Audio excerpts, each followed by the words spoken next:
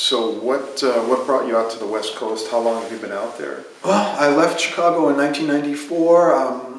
Some personal things. Death of my mother, the divorce. I had a divorce I went through, and I just felt that the gig situation here was becoming more towards, I don't know how to say it, away from the traditional blues, and more towards a funk thing, which I just, I dig it, but I don't want to play it.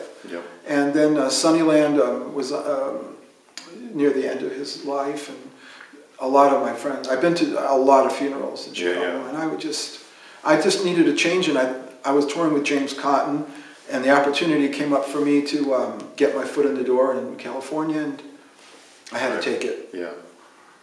And can you tell us about your work with Boz Scaggs? I know you've toured with him and recorded with him. Yeah. I met Boz when I was still out here. I had just produced a record by Henry Gray, who was a Howlin' Wolf's piano player back in the late 50s, early 60s. Still playing now. Still playing now.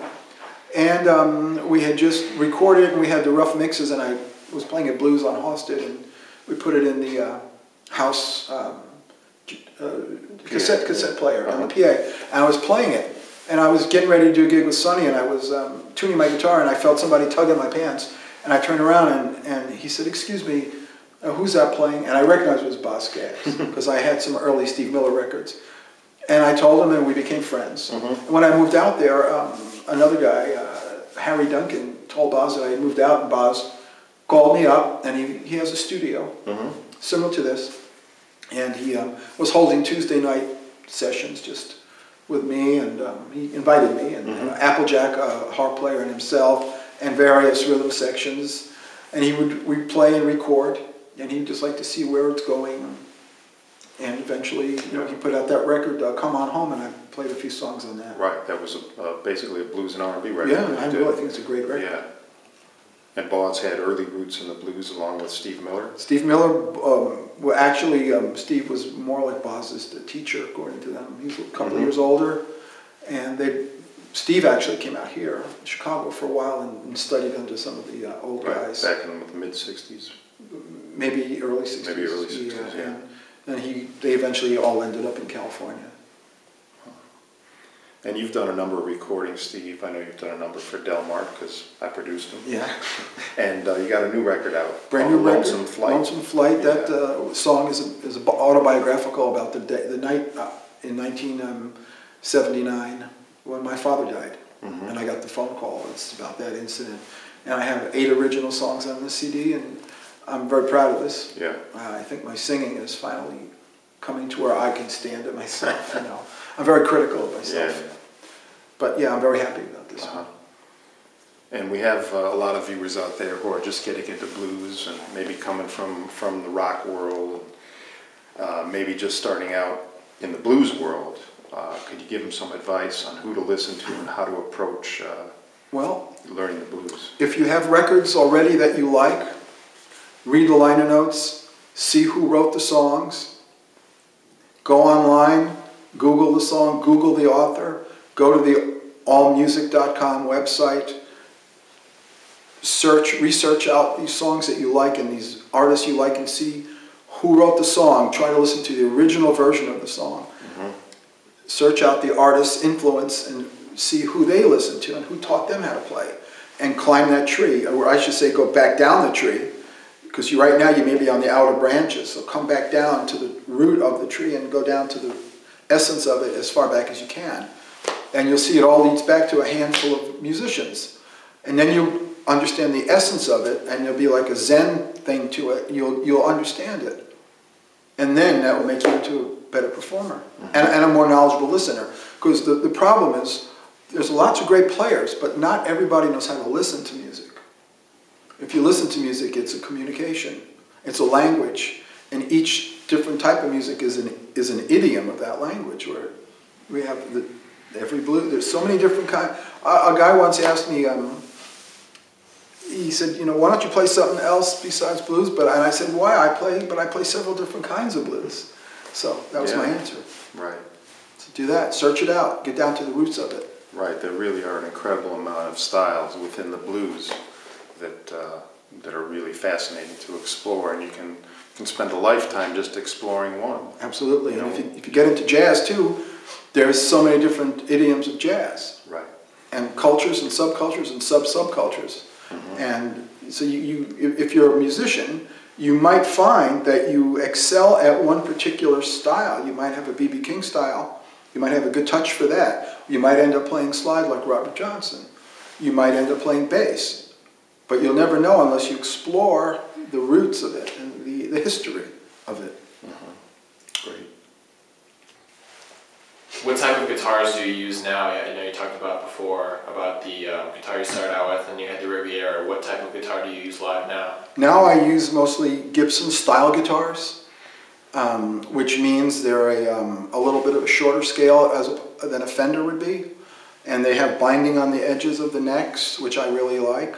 They mostly all have humbucking pickups, except a couple of my Les Pauls have single coil P90 pickups. And I also play the B.B. King style, ES335 styles of guitars as well. And most of my guitars are either solid body or semi-hollow, which they have a sound block going through them.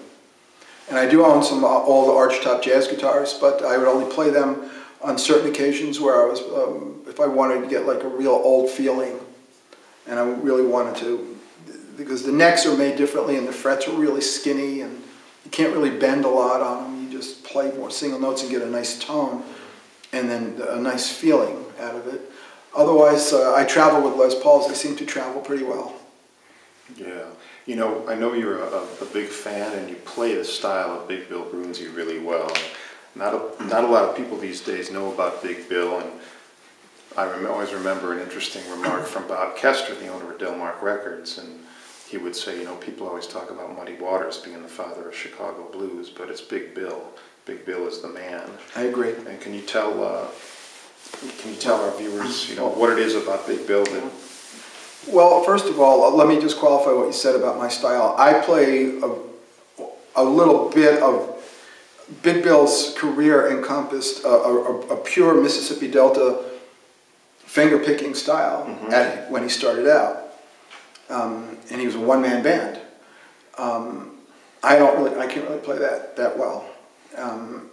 I play it more like in his Bluebird years, which would be in the mid-40s, early 50s, when he had small ensembles, trios, or just a duet with a piano, because that way the bass is carried well for you, and you can concentrate on your higher registers. So that's the era I like more. Yeah. I kind of fit into.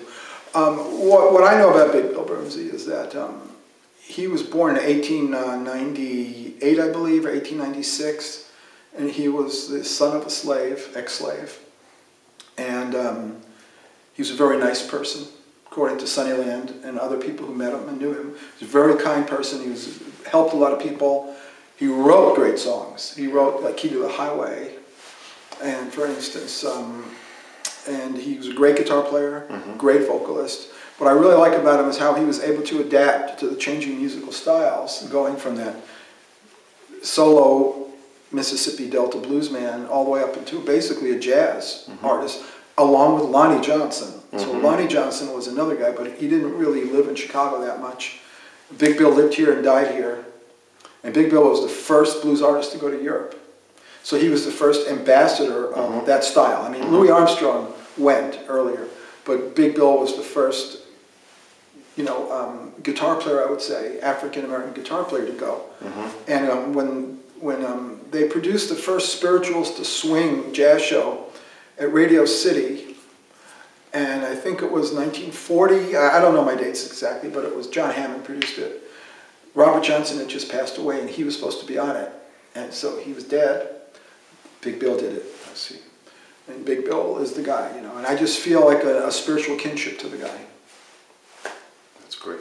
Big Bill Broonzy. Yeah.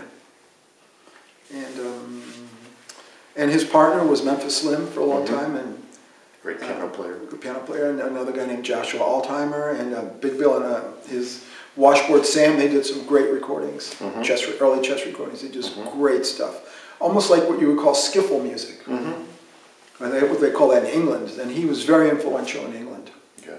All the guys that we like, the English guys. They all Sure. love Big Bill Broonzy. Yeah, great. All right, man. Thanks, Steve. Thank you.